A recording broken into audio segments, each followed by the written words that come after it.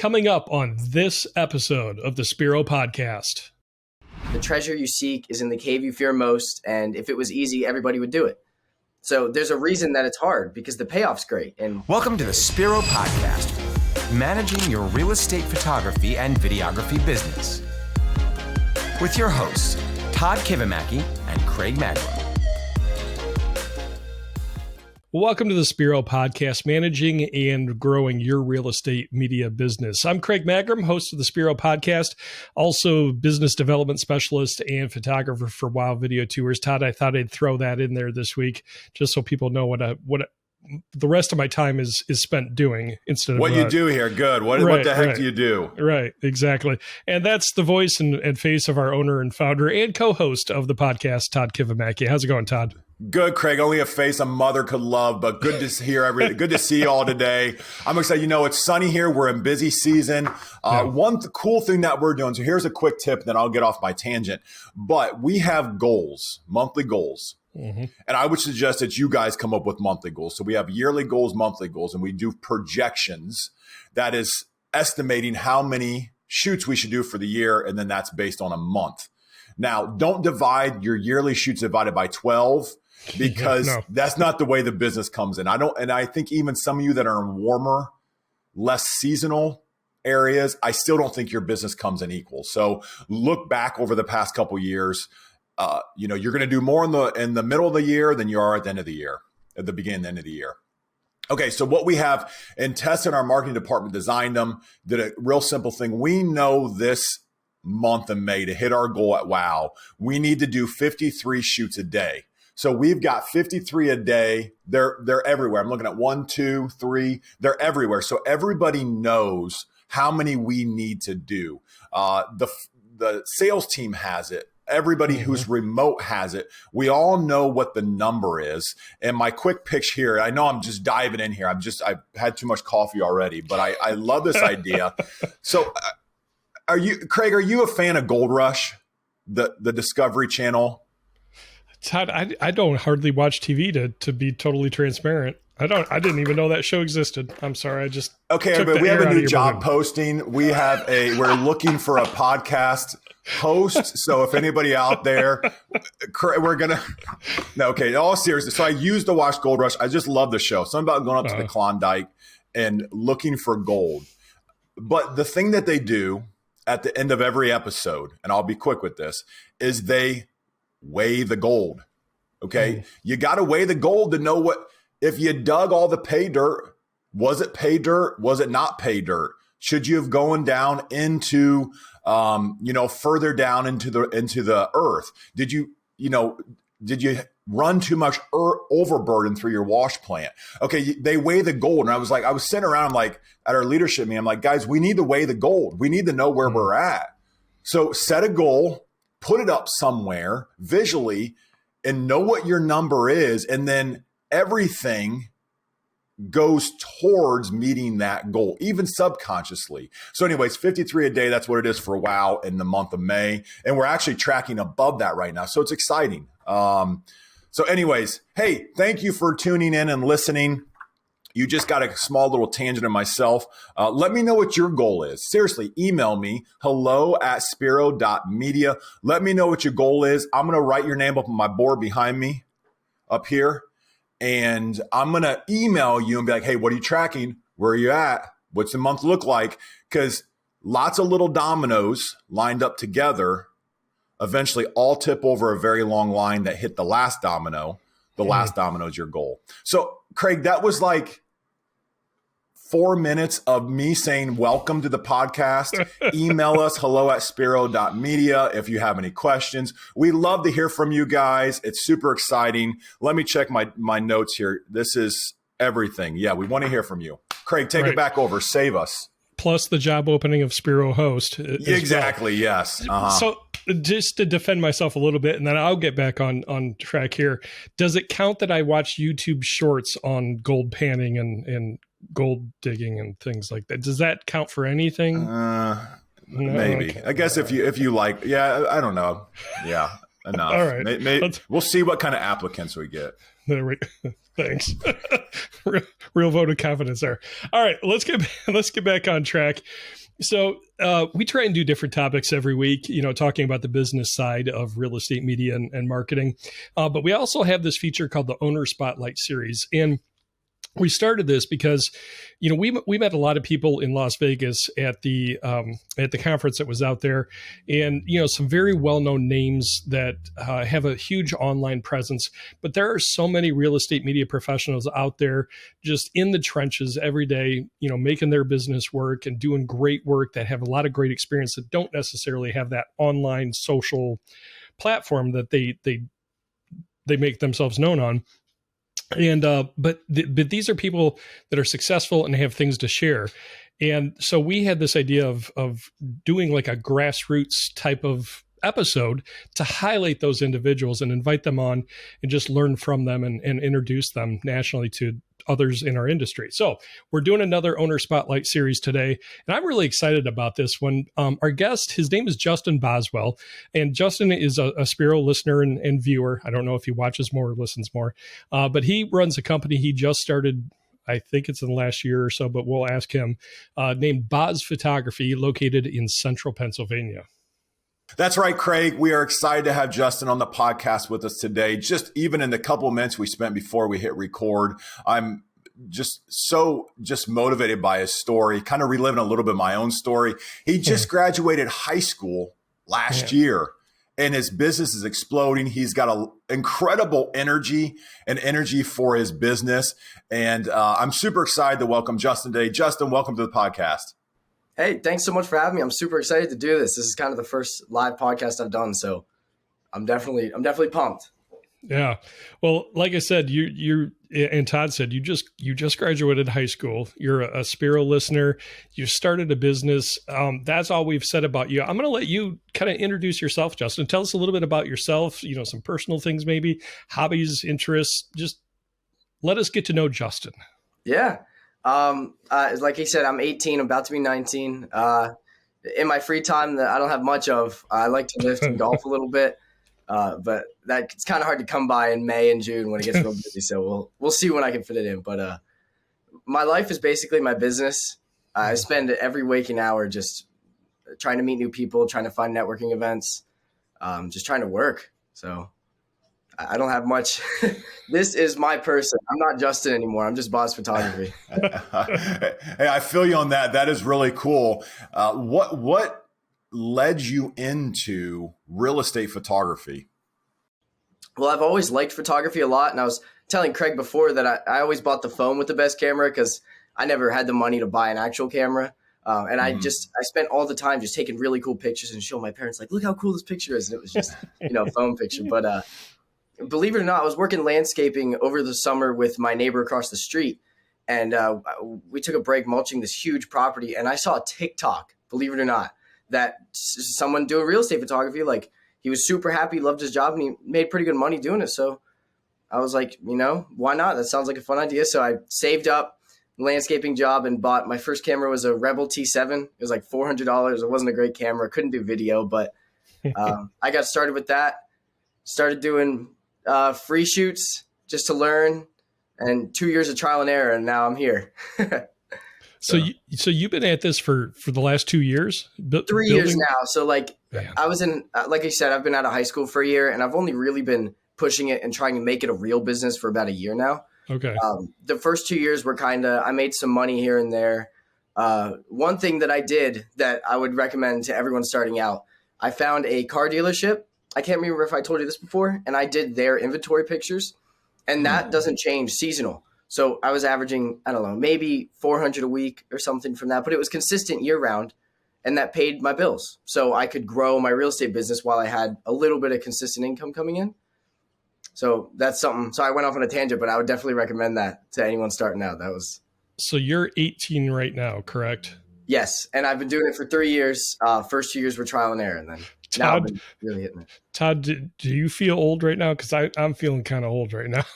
Craig, for a second, I thought you were going to pull out your calculator on your phone to do the math. I was doing the same thing with you. I was like, wait a minute. 18 minus If 3 it makes you feel better, I'm an old soul. I get injured every other week. So So here's Justin, have you always been, because I think it's a certain individual who will take that leap of faith to be an entrepreneur. Have you always had the entrepreneurial spirit?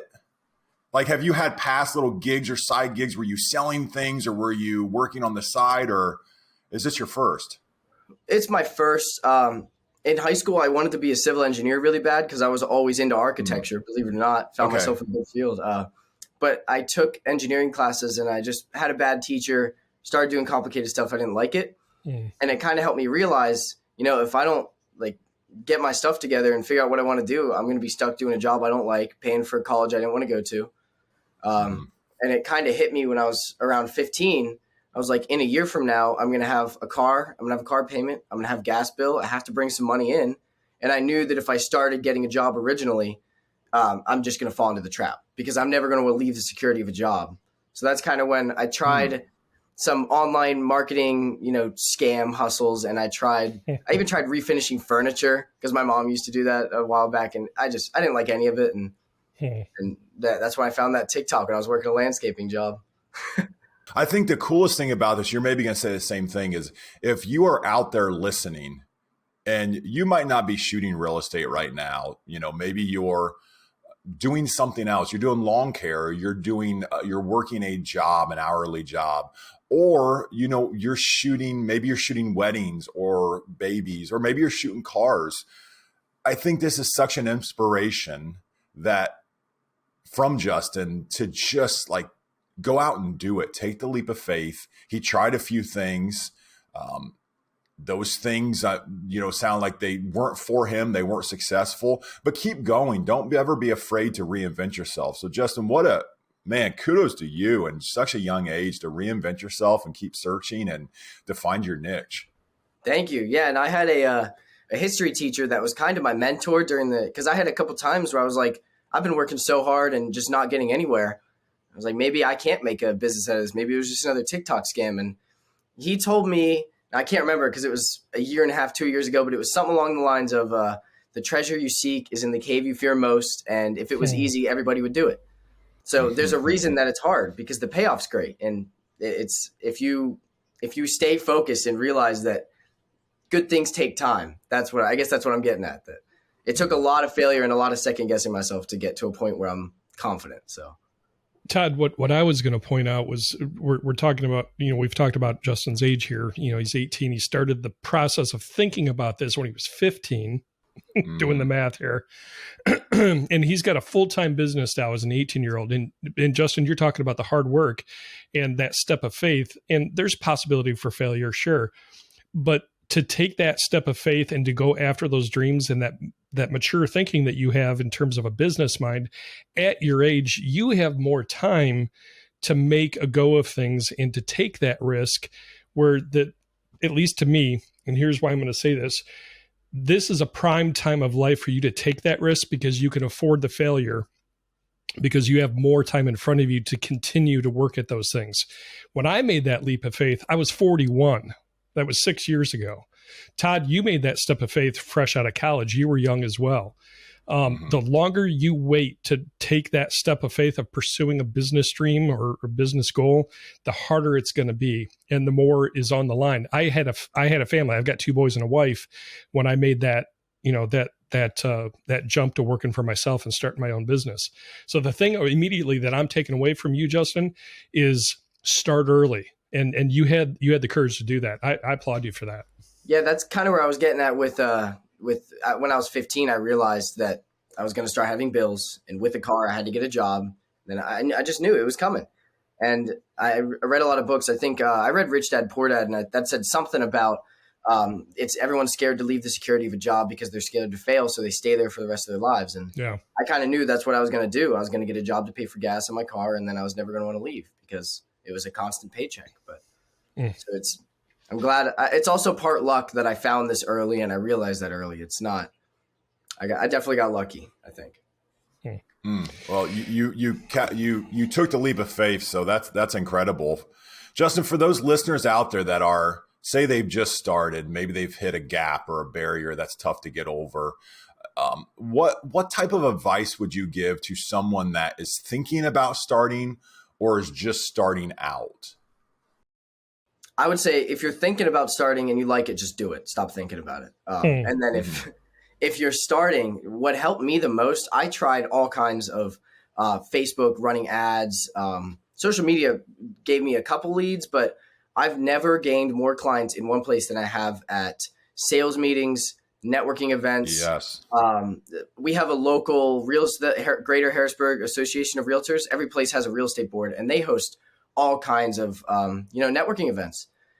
And the thing that really kicked it off, I think, was I graduated high school in June, and then 2 weeks after that, there was a networking event, and I gained probably 15 clients just out of the one, which is huge for me because I had maybe 5 or 6 shoots a month. I mean, it was slow. And then that summer, it was like I'm getting 4 or 5 a week, which was mind blowing to me, and it wasn't a lot.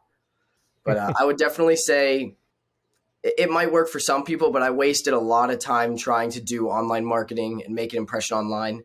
Find a way to get in front of them and make a lasting impression because they won't forget you. Man, you've got such wisdom for this business. Yeah. I made a lot of mistakes. You haven't been around long enough to make a lot of mistakes. No, what I was just thinking, Todd, he's right on spot. I see so many posts on the online forums about, getting the Instagram method, and not to put that down. I mean, it does work. People have experienced success with that. But what I found is real estate is a very personal, relationship oriented business. And realtors do business face to face with their clients. They expect to do business face to face with their vendors as well.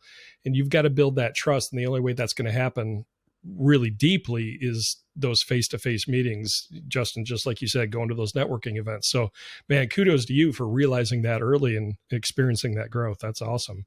Thank you. Yeah. And I want to touch on that too, because I went to a lot of sales meetings that didn't work in the first couple of years as well. And I didn't get any clients out of it. Because I was just trying to spit information at these people and try and convince them that I'm the best, but it doesn't work like that. What I started doing when I kind of got over, I had a little social anxiety early on. I got over it, and I started just making them laugh and just having a good time and just trying to, keep the mood in the room up. And I noticed that it just immediately, because people remember you, like, oh, that's that funny young kid that wants to help me in my business out.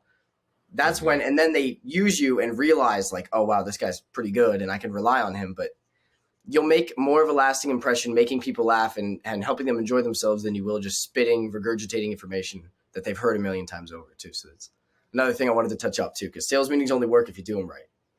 Yeah, no, that's great. I think that's the idea of serving your clients and not selling to your clients. And you picked up on that beautifully. So, okay. So for our listeners out there, Justin, because I think there's a lot of them that are maybe a little anxious. You said you had some social anxiety to begin with, and it is a little intimidating, even today. And I've done it for almost 20 years, walking into a big networking event, and maybe you're the new person there. What are some tips? How do you approach it? So you've just walked into this networking event or sales meeting, whatever situation you want to take it from, but what are some practical tips that you use that seem to work good? I know you said you try to get them to laugh a little bit. Number one, you have great energy. But what would you suggest to our viewers? Like, here's 2 things to do the next time you go to an MLS event, a board event. What are 2 or 3 things that they can do that are strategies that you use when you go to those events? So I've recently, I've nailed sales meetings lately. And it's because I have a program that I use a promo code. So I can go, I've been doing a lot of Keller Williams sales events. So I created a promo code that was KW25. And if they enter that in on their first shoot, they get 25% off. So I offered that to everybody there. It's a temporary loss for a long-term game. And then I also got this, I have it right here. I got this little dollar store bucket for raffles, and I have everybody put their business cards in this bucket. And then at the end, I have whoever's running the sales meeting pull off a card and they win free listing photos. And everyone remembers that because who does that? And it's a lot of fun too. And then I get all these business cards. So I follow up with every single one of them. And that's even more important because a lot of these people forget about you. And if you nail the time where you reach out right when they have a listing and they haven't scheduled them yet, you got the client. So Yeah, I guess the two things would be raffle and offer a discount. Even if you don't want to lose money in the short term, it's worth it in the long term. And for networking events, one thing that helped me a lot is instead of going up to people and introducing them yourself, find somebody that you know and have them introduce you to their friends, because then they're kind of vouching for you and you have an in instead of just being like, who's this random stranger walking up to me and interrupting me and my friends? Yeah. It's a great thing. So you've talked a lot about the fact that you've had some great growth. So let's dig back into your business a little bit. Can we ask about how many appointments are you booking a year? It's tough to find a year number because I'm young. But I would say, I think last month I had something around 65 at the end of the month, and it's looking a lot more busy this month. So I might be around 70 or 75. I mean, it's growing quick. So I don't have a year number, but I'll get back to you at the end of the year. How about I come back on in January and we'll touch base then. There you go. Look at that confidence, Todd. You're going to have me back on this podcast. I love that. Yeah, I love that too. So Justin, so I just want to recap real quick. So listeners out there, if your next sales meeting, and these are fabulous tips. Number one, offer a promo code. Offer something. I know many of you, there's some documented methods out there that say, just give it all away. Go on Instagram or Facebook and give it all away. I can tell you that we tried that as a company about over a year and a half ago, and we spent a lot of money between personnel and trying to give things away. The problem with giving something away and your sales pitch being, I'm free, is the fact that one, you attract people that only want free. And two, what value does that give to your company, to your product, to your service? I know some of you out there, I might be hitting a chord with some of you, and some of you might make it work. We never found success, and we put a lot of effort and time into giving things away. My sales team cringed when I said, let's try it, because the thing about sales is you're giving away something for free. Well, how great can it be? And then there's always people that want free. And I don't know, you listeners out there, maybe Justin, you have a comment on this, but when you work with people who only want something for free, they can be a little needy because they want the next shoot for free. And you're kind of establishing like, hey, I'm the cheap company. And if that is your USP, your unique selling proposition, I would maybe rethink trying to be the cheap company, because you don't need to be. You just don't know how to sell based on value. So one, do a discount code. The other thing with the discount code is when people use it, when you use a coupon at a store, I don't know how many people even clip coupons anymore. That's maybe a thing of the past, Craig.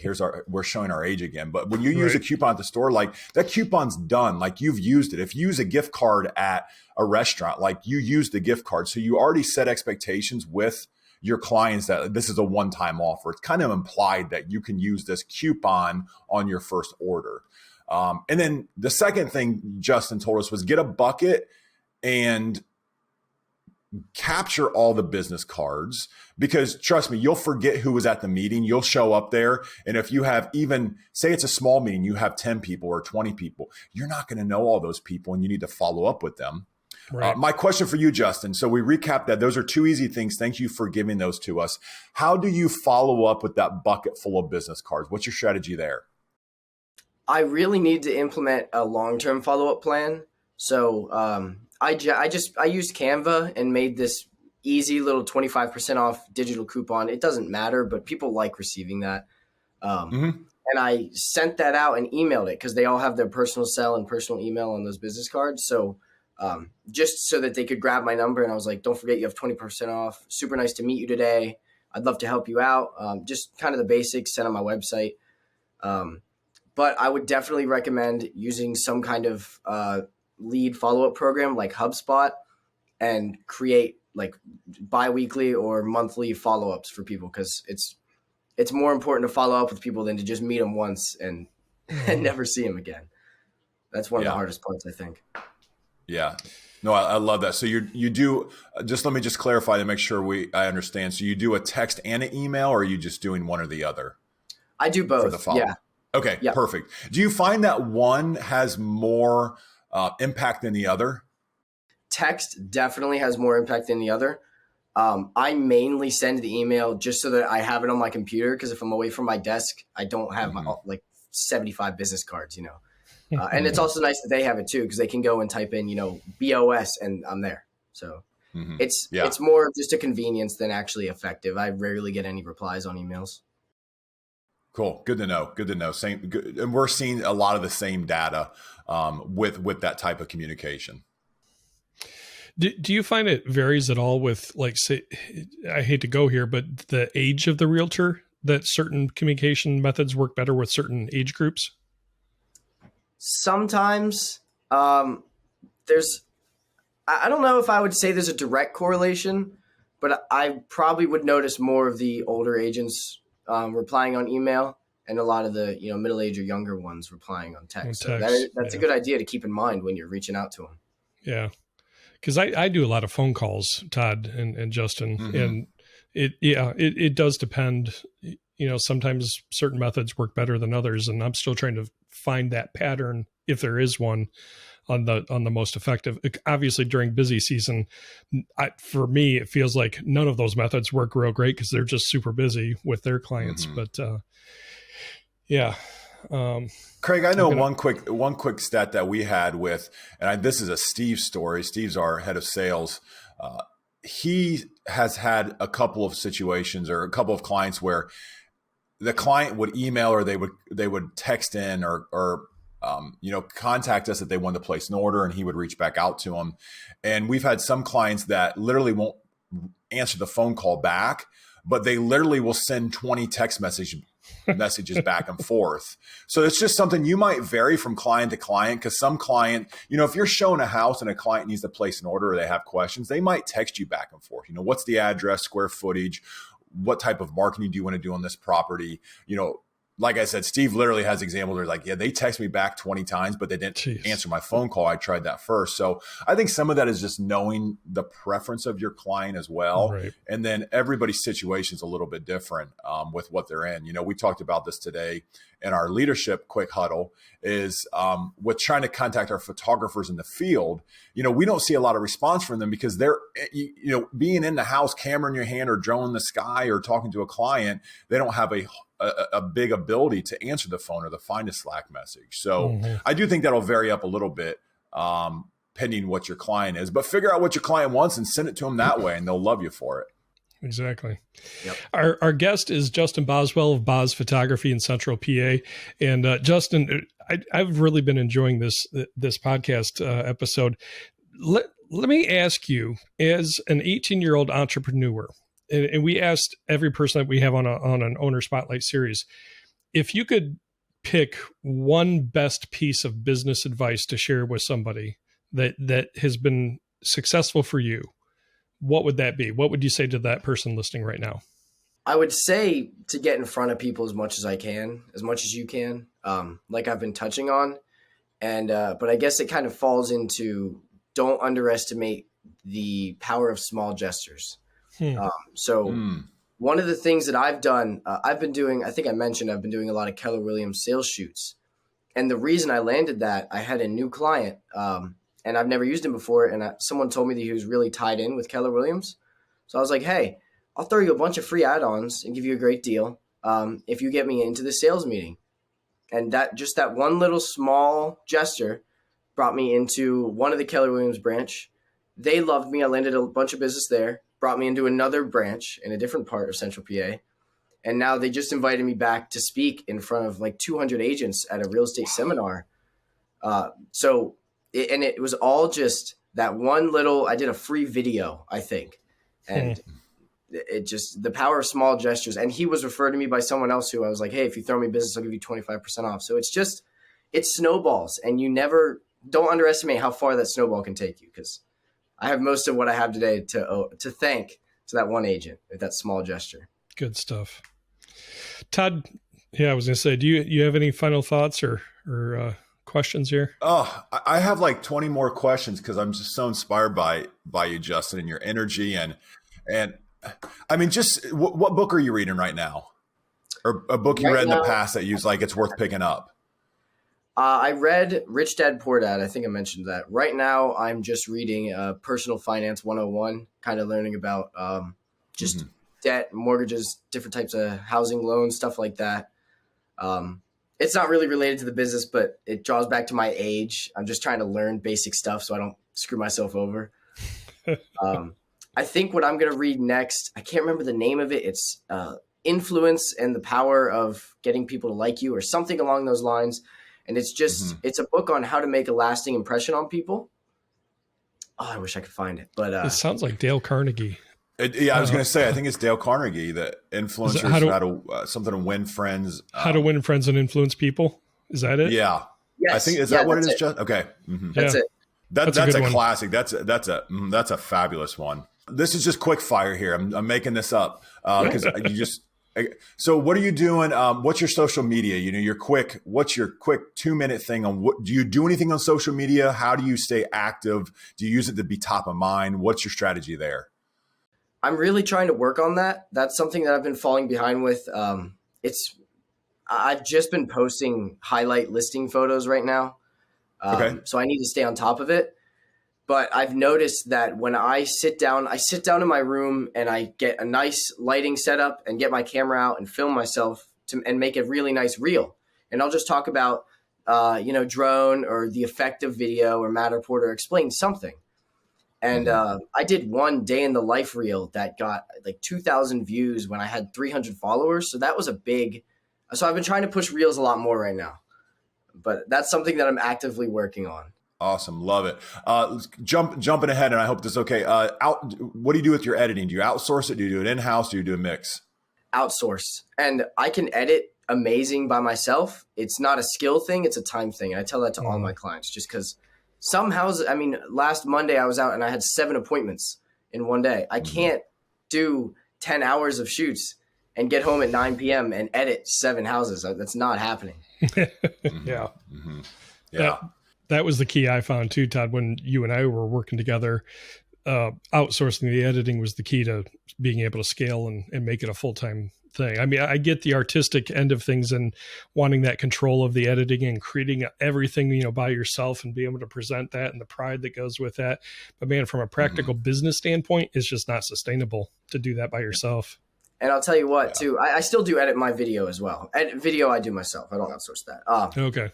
But one of the best things about outsourcing is not only do I get to fall asleep and wake up and it's done, but the agents have it back the next morning at 9 a.m. That is way more important to them than, he's doing it all himself. When they wake up and the pictures are already in their inbox. They love that. Yeah, agreed. That makes a huge impact. And it's, creating what we call swim lanes here at WOW, just stay in your own swim lane, I would assume, and from this conversation, your most impactful time, Justin, is with your clients. Some of that, you're spending a lot of time in houses now, but real estate meetings, that event you're going to do, walking into board meetings, things like that. So transitioning into that, my question is, and we touched on this a little bit in the pre-show before we started recording, but so how are you going to begin to manage your time as 7 shoots a day is a big day. For those of you that have done 7 out there, it's kind of a grinder of a day, especially if you have some travel. That's a big day. What is going to be your strategy? What's on your mind thinking at 23 and 24 with your time and being so good in front of the clients? What kind of decisions are you thinking? Are you thinking bringing people on? Are you thinking outsourcing more, hiring an admin? What are you thinking about as you grow? Well, I'm trying to keep in mind that it's not going to be like this forever. And I'm probably not going to have 7 shoots in November. So I told Craig before that I think I'm probably going to have to hire a second photographer next year. So that's something I'm looking into. But as far as, it is a grind, but I genuinely love it. It doesn't feel like I ever work. It just feels like I'm out playing with my camera stuff, so it's not a grueling task. It could be a lot worse. Yeah. And do you find that your time in the house with agents is well spent as far as from a client nurture perspective? Yeah. I definitely think that it's really nice for them to actually see you face to face so that kind of personal effect doesn't wear off. So that's why I try and stay high energy all the time like this, because it kind of picks them up a little bit and reminds them that I'm not just slugging around their houses. So it's definitely, I think it's just as important as meeting new agents as getting in front of your current clients to remind them who you are. You're not just a business. So that's a great point. Yeah. I think it creates in their mind the perception and really the reality that you're part of their team. You're not just a vendor. It's not just a cold business transaction, but you're invested in their business and helping them grow. And the more you can reinforce that in their mind by building that relationship, both on site and at meetings, hey, you're just ingraining yourself more and more into their business and bringing them value in that. Yeah, absolutely. Todd, I know you got probably 20 more questions, but at some point we know our viewers are busy shooting themselves, so we don't want to go too long, but man, we could talk forever. Yeah. I'm free. Fire away. I love this. I think one more thing that I'll mention too, apart from sales meeting and networking events, is if you've heard of meetup.com, they have all kinds of, it's normally monthly real estate meetings where they have some kind of real estate investor come in and speak, and it's the same people every month. I started going to those. I probably go to 4 or 5 a month, and you keep getting in front of the same people. And even if they only have, one flip property every once in a while, that's a really great way to put yourself out there. If you're having trouble landing sales meetings, that's a really good start. That's a tip I've never even thought about. That's great. Great suggestion. Do you schedule, so when you're going to go to those meetups or a sales meeting or a networking event, do you schedule that on your calendar? How do you manage that with people potentially wanting to book you for a shoot? Well, I'm not doing 60 shoots a day like you are, so I can kind of just remember. You can RSVP the same week. So, it's Tuesday now. I could RSVP for one on Thursday and just remember not to schedule anyone. And they're normally late too. They go from 7 to 9. So if I have a shoot at that time, I'm probably going to reschedule you anyways, because I don't want to go out to your house at 8:30 at night. Yeah. Yeah. Good point. A lot of them are in the evening. And some of them I'm sure you probably strategically block off, like when you're going to present to all those agents. I'm sure that's on your calendar and that you're not putting anybody during that time. Yeah. And there are ways to block. I do online booking, obviously. And there's ways to block out the calendar so no one can book. I'm not busy enough to do that yet, but that's a learning curve that I haven't hit yet, that I'm going to hit, and it's going to be brutal when I have to learn to block out personal time in my life instead of just not scheduling people. So yeah, thank you for helping me realize that. I never even thought of that. He brings up a good point, Todd, and I think both you and I probably have fallen in this trap over the years. But Justin, you said, it's not a grind to you. You love what you're doing. And I fully agree that I love doing this, working in this business. Todd does as well. But carving out that personal time for yourself to be able to refresh and stay fresh and, invest in personal relationships and things like that, that's critically important. But it's easy for us to fall into the trap of just, thinking about our business 24/7. And at some point, it will take a toll. It will start to burn a little bit. So my encouragement is, definitely make sure you carve out that personal time for yourself to stay fresh and invest in those personal relationships as well. Definitely don't lose those at the expense of the business. You know what I'm saying? Yeah. This weekend, I just came back from a 2-night camping trip. I went up to the middle of the mountains in Shade Gap, and it's cheap. It's super easy. You just pack a tent and sleeping bag and go. And I feel great. Someday, it's easy as 2 days off. Someday you're going to get past the tent and go for the camper. I might have done that in the last year or so. Takes a toll on your body. I think that's something. It does. And I think there's phases of your life. There's phases that you have to, your rest and run cycle is what I call it. Your rest run cycle. How much can you run before you need the rest? There's some phases of your life that you just need to say that you're just locked in. Hey, I'm growing my business. I'm going to run 70 hours this week. I remember weeks of running 80 hours a week, and it built my business. Justin, it's building your business right now, doing all of these things. But I was young, I was in the middle of college at the time. So I was in, 20 years old. So, 18, you got energy, Justin, right? I was 20, I had energy. It's like 80 hours. I'm building something. I was excited about it. It's like, yeah, this is cool. I get to drive to all these different cities. And at least I eat, good lunch or good dinner on the way home or whatever your thing is. You find joy in working 80 hours. But there's different phases, now with phases, Craig and I are in a different phase than you, Justin, with family and kids. And, when basketball time comes around, it's like, I need to make sure I block off my time. And maybe I come back to, WOW or Spiro at night or early the next morning. But I do think it's important to understand the phase that you're in and what your run and rest is going to be. And also, and Craig, I keep talking about this, and we're just going to have to do a darn podcast on it, but setting your goals, because goals should start with your personal goals. Then they should go to your business goals. Your business actually works to achieve your personal goals. True. No matter what they are, your business should should help you accomplish your personal goals. From there, you can understand, okay, how many hours do I need to work to achieve these goals? It's really just a big fun math calculation that you can do. And I'll get off this tangent, but I do think it's important to understand the phase that you're in. Justin even commented, like right now, he's like, I'm shooting 7 right now, but it's May. I know November, I'm gonna be like, all right, phone, are you gonna ring? Like, okay, let's. So it's just understanding and being okay with it mentally and then taking time to rest. So that you can recharge your batteries and that you can come back bigger and better for your clients. And you mentioned keeping goals too. And I'm going to show you something that helped me keep my goals as well. I have a huge whiteboard behind me where I write down all my goals on. And it's $40. It covers the whole wall. And anytime I think of something right here at my office space, I just get up, write it down.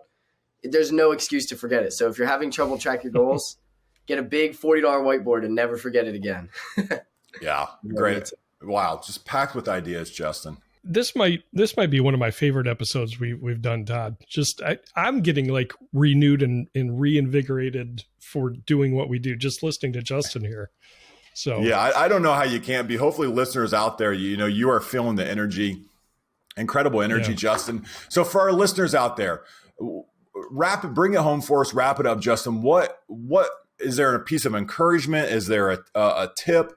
What do you want to leave our viewers with in thinking about like, hey, it's busy season. Like, let me get excited about my business. What do you have for them? Like I said earlier, I think it's just everything is hard for a reason.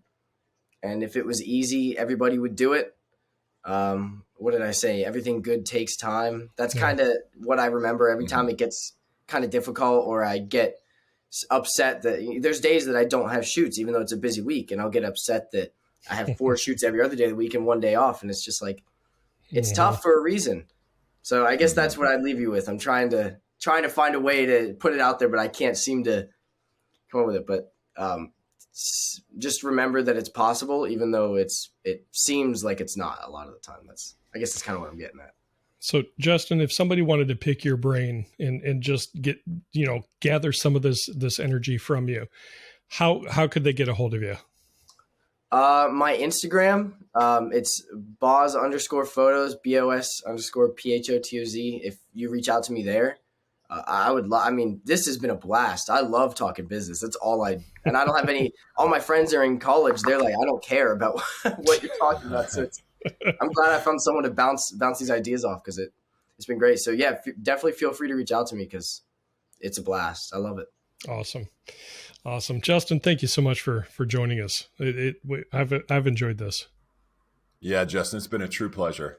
Justin, congrats on all of your success. We are rooting for you, and we are going to have you back on in the winter, and we're going to see what that whiteboard showed and where your X's and O's were at in the bar graph. And I think that will be exciting to do. So best of luck in growing, and we're going to love to hear your story as it grows. Yeah, thank you so much. I'm definitely excited to come back on. That'll be great. All right. Well, again, our guest this week, Justin Boswell of Bos Photography, on this owner spotlight series edition of the Spiro podcast. Always love doing these. If you have a question, again, you can reach out to Justin on his Instagram account. But if you have a question for the podcast as well, something business related that you'd like us to cover, email us hello@spiro.media. We would love to hear from you. Be sure to subscribe and to like. The subscribing helps you get notifications. Also helps us reach more people with the great information that guests like Justin are bringing to the podcast. So be sure to like, share. Obviously, we would love that. And check out our Spiro webpage as well. If you'd like to learn more about the Spiro software platform and how it can help you grow and scale your business, check it out at spiro.media. Todd, been a good week. We're looking forward to continuing each week and just interacting with this community. Yeah, exciting week. Let's keep communication going. One thing that Justin mentioned at the end is it's great to share ideas, but it's also great to share like, hey, I'm struggling with this thing. I'm trying to figure this out. Do you know how I could get over this? Do you have an idea? Email us, connect together. And, we love to hear from you, and we would love to potentially bring you on the podcast or solve one of your problems. Yeah. We like hearing the success stories too. I'll make a quick shout out to Sean Beltran of Spacecraft Media. He just recently emailed us and just updated us on some successes he's been experiencing. And man, I get charged up. And Todd, I know you do too, just hearing those success stories and what led to those. Just appreciate Sean and everything that he's been sharing with us as well. So be sure to check out the podcast. If you're listening to the podcast, you can check it out on YouTube. It's just at Spiro Podcast. And then counter to that, if you're watching it, but you'd like to listen to the podcast, maybe in between shoots, you can check it out, the audio only version, on pretty much any major audio podcast platform out there. I'm a professional communicator, Todd. I can spit that out, right? No, I got it. Anyway, all right. Well, just enjoy the blessings you've been given. It's been a great week. Take a moment to breathe and just be thankful for all the blessings that you have in your life. Have a great week. Thank you for joining us for the Spiro Podcast, Managing Your Real Estate Photography and Videography Business. This is a production of Spiro and Wow Video Tours. You can find out more about Spiro's real estate media business management software at our website, spiro.media.